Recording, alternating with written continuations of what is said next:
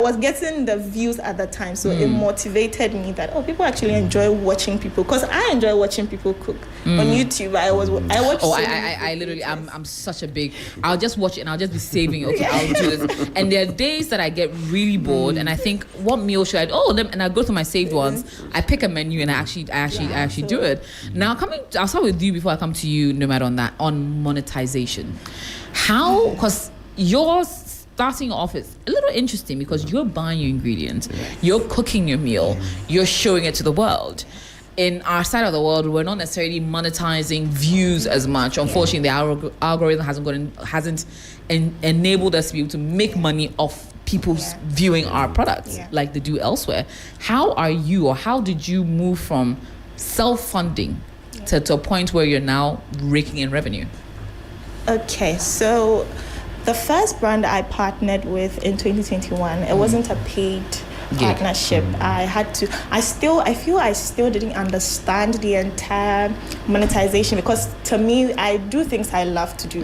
If I'm not doing something, that's because I don't like to do it. So when I do things I love, I don't really pay attention to the cost I'm putting in those things. I love it, so I'm doing it.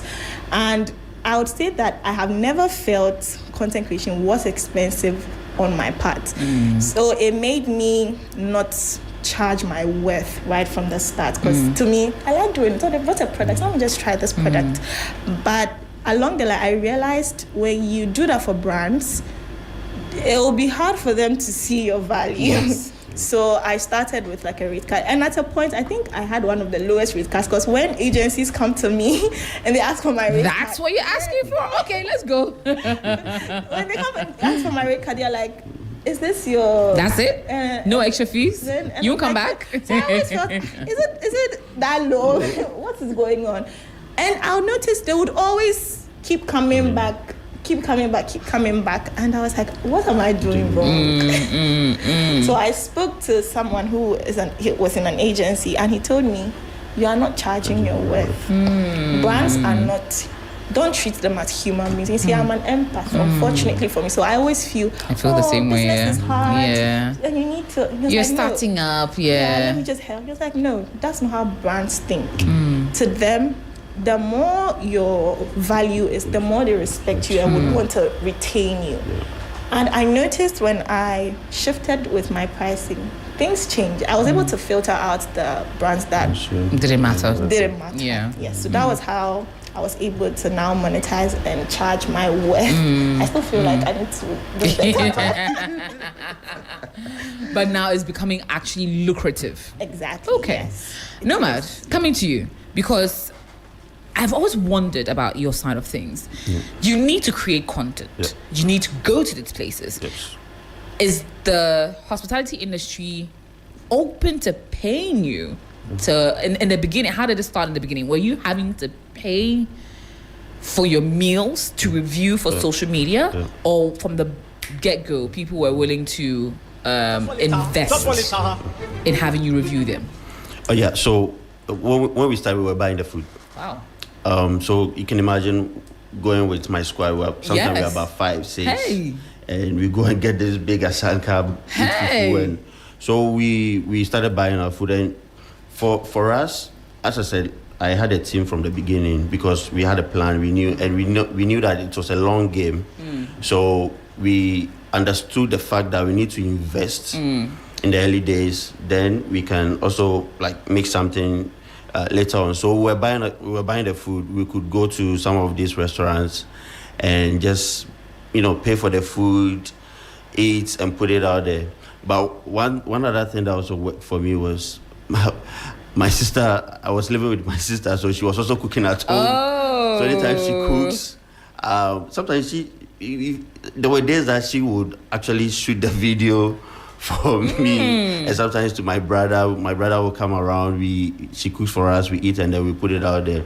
So we're using those moments to build the audience and also to build that kind of brand association and the credibility. So we spent a lot. I think for the first year, for the first and second year, we were just buying the food. And our breakthrough came when we did this video for this Konkonte joint at Israel. Okay. So at that time, I had about 2,000 followers. So we went there. It's a joint that the boys, everyone knows. Goes, yeah. But then it's not on social media. So we went there, we shot the video, and it went viral. Wow. Yeah, I saw that video. Yeah. So it jumped me. In a week, I moved from like 2,000 followers to 20,000 followers on TikTok. Yes. Yeah. What? Yes. And like within that week, they saw the numbers. Because I put the location there. And people started trooping in. So I was like, okay, I think this is the moment. So it put us in front of a lot of all this restaurants. So I think after that we started getting messages. Oh, okay, how much do you charge? And I think we also charge. I remember, I think the first video that we did for some small restaurant that he said, "Oh, how much do you charge?" I think we charge like 300 cedis or so. And he was like, "Come, bring 5 of you." Yeah, I think it was around 300 or 500 cedis. So we did that. As I said, in the early days, the money wasn't the plan for us. We knew that, okay, we had to build to a certain point and get the numbers and get the recognition. And I feel like from that point, brands will start coming to you. So that's how we started our monetization process. So that was from the brands.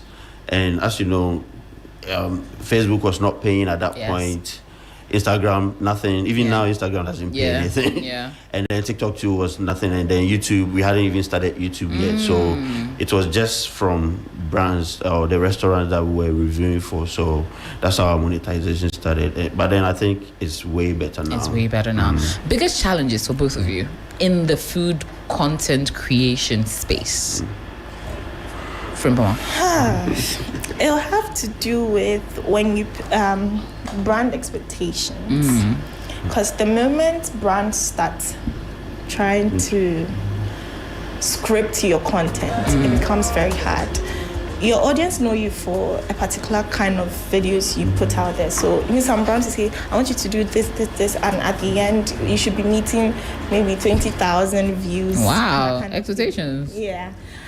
It makes it hard, because if this is your expectation, allow me to do it how I think would work. Because I know viral, yes. I know the dynamics better, but they wouldn't understand it that way. So it makes it very.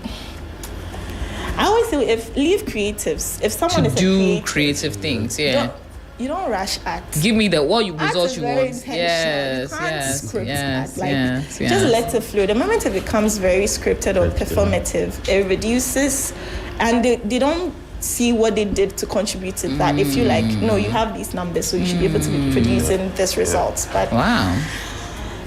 It doesn't work that way. It doesn't work that way. It doesn't. Okay, Noma, what are some of your biggest challenges?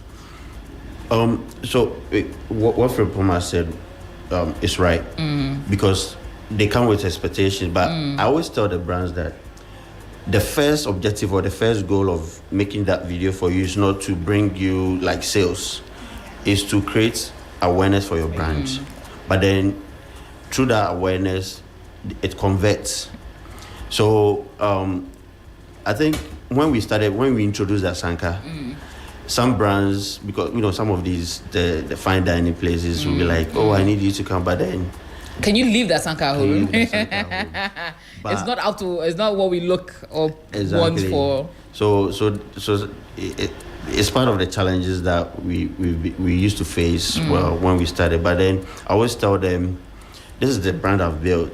And sometimes when I don't bring that Sanka in the video, the fans, defeats it, some of them go like, "Where is our Sanka?" They don't say, "Where is your Sanka?" So you have an ownership feel to it. Exactly. They've come to love it. They've come to be part of the family. So want to see how much food you can be able to place in it. It's like and I find it quite interesting. Like an average portion on a plate. Yep. It looks so different when it's in your Asanka. Yep. So it's like, okay, once I see how much pork, I was like, okay, yeah. Let's see, can it fill it? Can it fill it? Yes. That is worth going to. Yeah. So but I mean, I think they've come to understand that this is the brand, and this is how I do my things. Coming to highlight that point as well. When the audience see that you are doing an ad, they tend to, shift away. Yeah. So, for instance, some people even didn't know that all the restaurants or the place that I go, I charge for that. They think I just go randomly pick. My I've seen this one. I'm going there. Because you need to make them feel part of the whole process. So it's very organic. I always tell people when my video guy is shooting, I don't even stop to say, oh, okay, take the. I'm enjoying the food. I'm enjoying that. This is me enjoying food like I'm at home or I'm with my friends. Forgetting that I forget that there are cameras there. So it makes it organic and it makes it so relatable for the audience to also follow. And then as soon as because I also don't talk in my videos, the visual speaks for itself, and I put the details of the places. Then people also get to, just as you're saying. Through me, people have gotten to know a lot of all these new places. People call from abroad. People travel to Ghana, and they tell me, "Oh, I've made a list here. Yes, I've made a list from all the places." People actually plan by And some of them even tell me, "Oh, okay, though I've made a list of the places, but then I still need you to take me along. I want to go eat with you." So it's been amazing. So, are you organizing food tours now? No, I'm not organizing food tours. Would you consider doing food tours? Yeah, it's part of our bigger plan. Okay. So we are still thinking about it. We are still putting plans together because I get that a lot. I've actually been taking people randomly. So it's time for you to do a group. I would tag along. Yeah. So might as well, create a business out of it. As I said, that was how I started way back in Korea. So I feel like I can replicate it here. So it's in our books.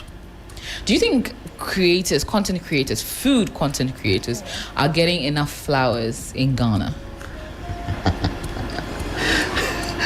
Are you getting your due for because to be fair, when it comes down to a lot of people that are putting Ghana on the map these days, that are having the world notice Ghana, it comes from content creators, and a lot of it skewed towards food content creators. Like Ghanaian food now is having its moment, where from Pama, Nomad to Chef Abby's and a whole bunch of people are actually doing things and putting food center, especially on the African continent. But are we in Ghana appreciating it enough? I think it could be better. It could be better because if the audience are able to know the work that goes into putting these kind of videos out there, not even just the audience, I think the brands, to them, it's not just to cook the food and just post, but it's not just about cooking and posting. I was in the UK last year and I was in the store buying things, and one man walked up to me. He was like, "Are you Ghanaian?" And I said, "Yes." "How do you know me?" He said, "Oh, from your skin color." And from the kind of ingredients you're picking. And I was like, How does that determine? Ghanaian food videos. I know. Like, "Oh, you do?" He's like, "Yes." And I'm like, this is someone somewhere here in his... And who's probably creating some Ghanaian meals now, But I think it could be better, basically. I think it could just be better because we are doing a lot. Food is one thing that would always interest people. People would always be interested in food. That's true. I think even more than music. That's debatable. What people don't realize is food is a niche that has a lot of potential. It has a lot of views, especially when you go on YouTube. Yes. Because everyone needs to eat. Yeah. So it's only nice that you want to make it different from how you don't want to eat the same thing every day. So you're looking at different ways to cook the same meals. Yeah. So when we look at our local scene, I felt most of the brands and the people neglected food content creators. Let me make a point. There's been instances that there are events, like even international brands come in, and you see all the other lifestyle content creators there, and they don't call any food content creator. But I think it's gradually changing because from especially last year, when Chef Abby's got the opportunity to go to the Cannes and all the achievement that she was able to chalk last year. I think this year when Coca-Cola was doing something, they called because what better way to pair down with food? I mean, exactly. So I think gradually things are getting better, but I think we need to do more. The agencies, the industry players, the decision makers need to. AJ, I'm telling you, if we focus and invest in our food culture or food storytelling, Ghana will be amazing. Already we have one of the best food, our cuisines and our recipes, top notch. I look at Frimpoma and the others who cook. I've done content with some of them, and I see the work they put. For me, I only eat. I just go with my sanka and I eat. But looking at the amount process, of yes, we've been talking about doing a collab. I've done collab with a few of them. I did recently with Khadija, and when I got there and the amount of work that goes into it, she was putting into it, I was like, wow. Yeah, arrange. You now grind. You now take for different angle. You now grind. You now stop, start. Take the phone, the tripod, position it to get all these shots. Multiple I think angles. we need to invest. We need to invest in food content creation, and it's one of the things I believe will to put us on the map. Like it will be the easiest culture export aside our music and our fashion. Food is like the next big thing that we need to focus on, and it will. I mean, the results will be amazing. It will be amazing for us to see. Amazing. Now, coming to you from Pama, because you're trying to do a few exciting things beyond a high school tour. You're also now putting your face to a bit of the content as well. Walk me through. Can you imagine? This is my first time seeing I know. I've seen your videos. I have watched your videos. I have seen different ways, but. Okay, why did you start with the idea of anonymity? Did you like the idea that I can walk away from it at any point in time? So when I start something, I like to give myself time to understudy everything I'm doing, to understand the industry better.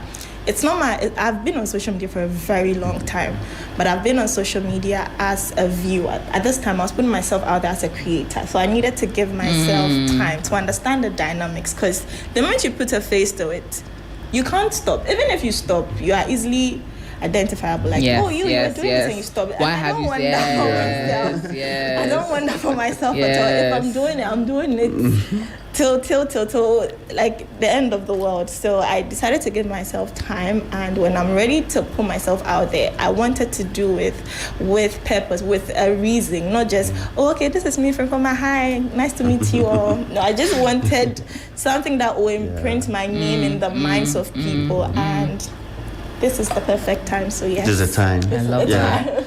I love that. It is how headless YouTuber also. Yes, and then now you decide that you know what. Without purpose, you would feel like the reaction you would think you were expecting, you might not get it, and you'd be like, why did I even show my face in the first place? No. So walk me through this high school tour we're doing. Yes. So the project is about home show. We are touring the senior high schools, giving them a feel of home cooked food, just like in boarding school.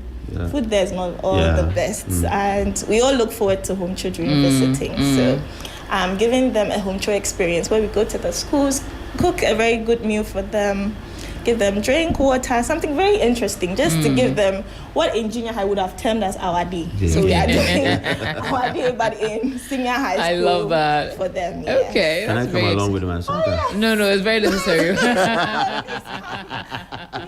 Please come.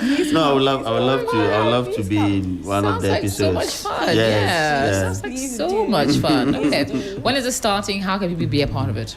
We are looking to start next month in April, and please, I just need brands on board. That's the big. I feel like the brands are not seeing the bigger picture right now, because everybody is just like, okay, so when we come on board, what are we getting? Because they feel like the senior high school students are not active social media users, so they might not be getting. They build the brand loyalty from the youngins. Like you catch them young and they'll grow with you.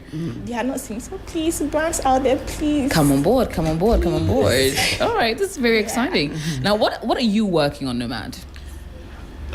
So everybody knows me to be carrying that sanka, and I have only one song. I don't talk in my videos, but I also feel like, I mean, with this content game, you need to scale up, you need to grow. So we are switching to long form content on YouTube right now.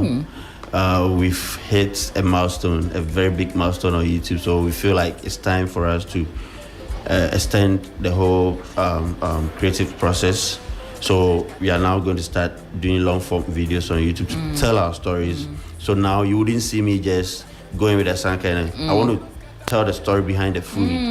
See the people that are behind the cooking scenes, it, and tell the story, and also go to a few regions, want to tour the regions, and also experience our indigenous foods from the regions. Our biggest project that we want to do this year is also to tell the stories from the farms. Go and tell the stories from the farms. It's called Farm to Belly. Farm to Belly. Farm to Belly. Yes, it's a project that we are actually, in fact, we've shot the pilots and everything. We are going to start releasing soon. So we want to go to the farms and tell the story from the farms, from the farmers, their challenges, and then how the food comes into our belly. I like it. So they are not going to only see me going to the restaurant, but then we want to document the process, also to help project our agriculture, our food system, help our food security, and put an end to hunger and all those stuff. Tell that story, because we feel like we've not been able to tell it's enough. So being in that space, this is a great opportunity, because everybody's doing their bit, but I think we can do more to put our food culture out there. All right. Well, the Asik tune is one I love. I don't know if we can play it, and then okay, so we'll come back to it and play. But did you face any copyright issues? Any issues in particular with what should I call it? Getting it ready. Or being able to use it consistently in your videos? Okay, so what happened was, let me tell you the story behind that sound.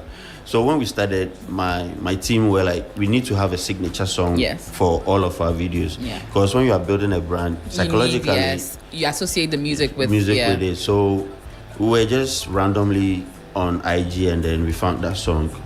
So what we normally do is, we edit a video, then we find one of these local songs and put it. I was using Adadem back then. So I found that song, I sent to my cinematographer. As soon as he heard it, like, oh, I think this is a song. So we put it on one video, the next.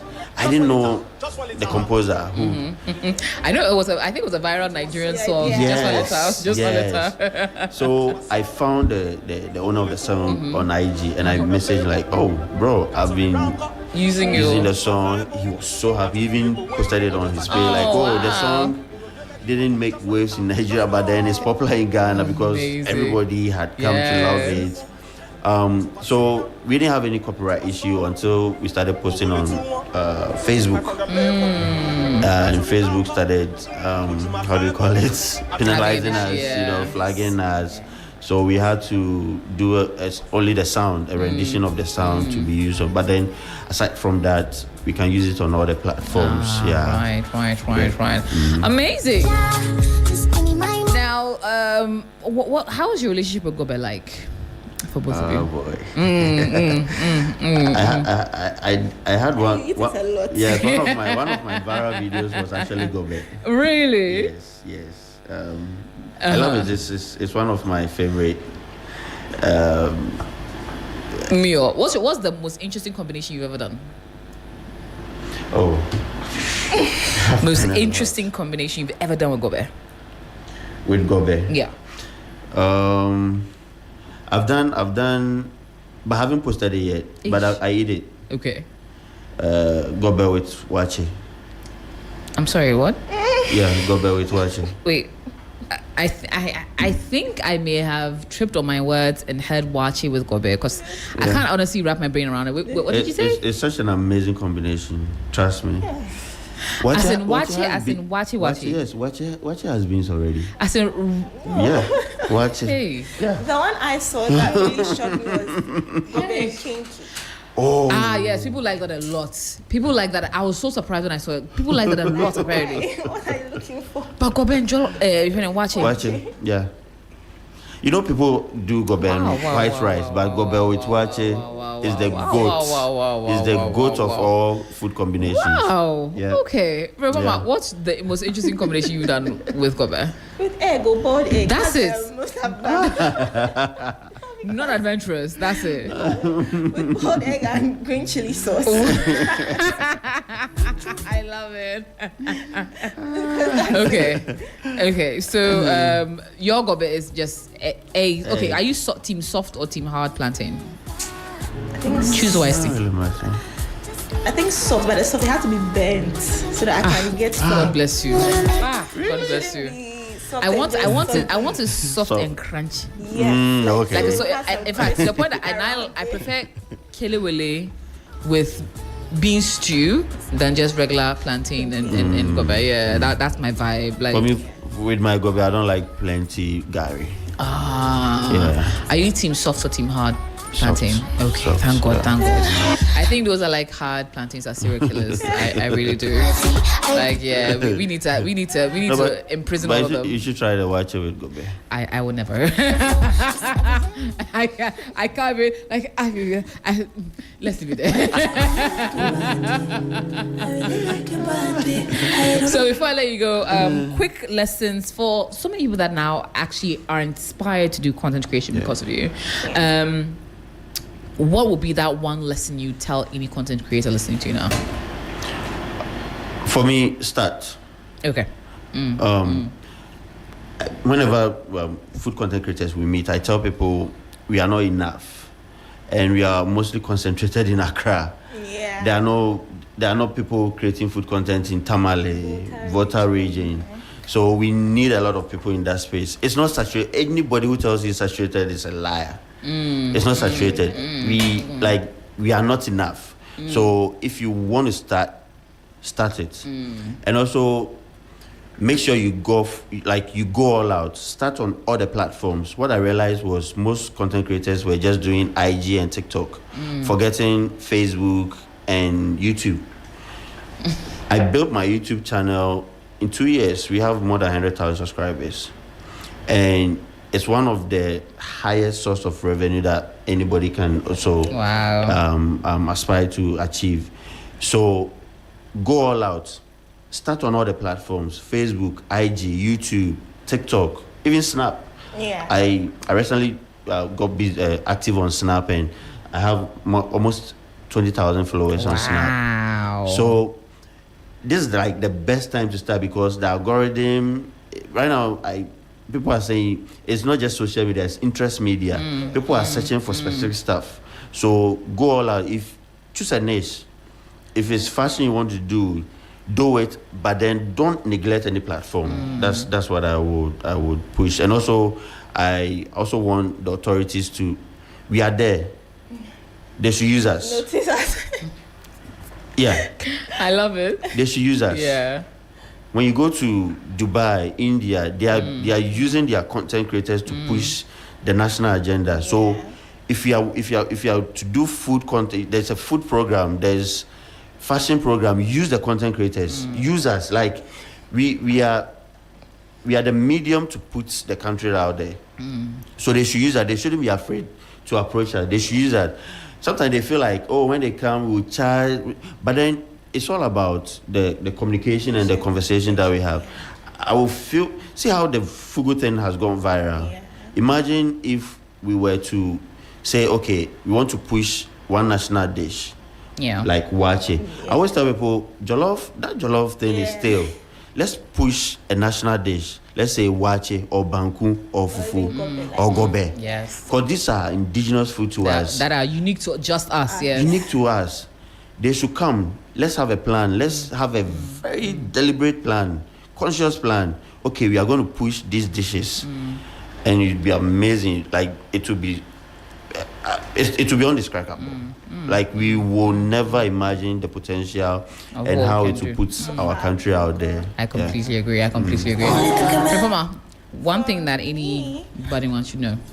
I would say, like normal the saying starts, but I would always say start right. Because if you start without a vision or a purpose, you would find yourself doing different things every time. Know the reason why you're starting, and it is your journey. Don't look at another creator's journey and try to walk in that same journey, it wouldn't work. You would get tired, you would burn out, and then you feel like, oh, I'm posting, I'm not getting the views, no.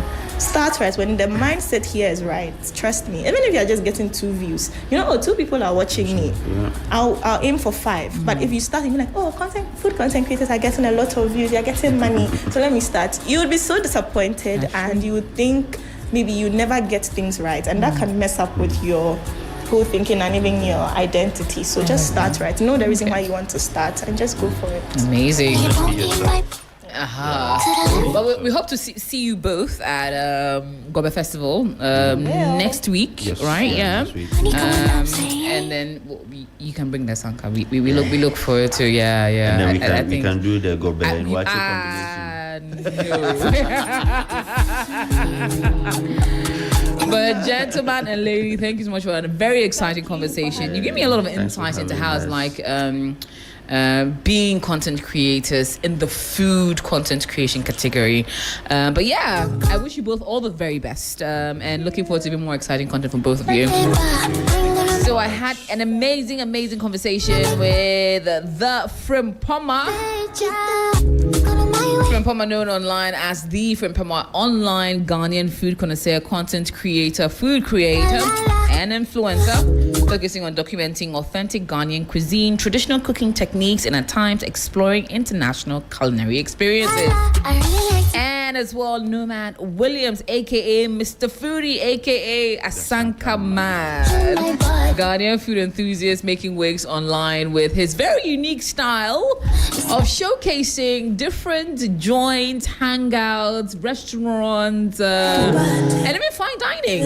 And is a unique way in which he highlights, not to mention the fact that his sick tune is, yes, it draws you in immediately. And has become, at least for me, one of the people that I look to when I want to figure out where's the next best place closest to me. So yeah. Looking forward to more great content from both of you, and my doors are always open, and we look forward to hosting you sometime soon. Thank you. Alrighty.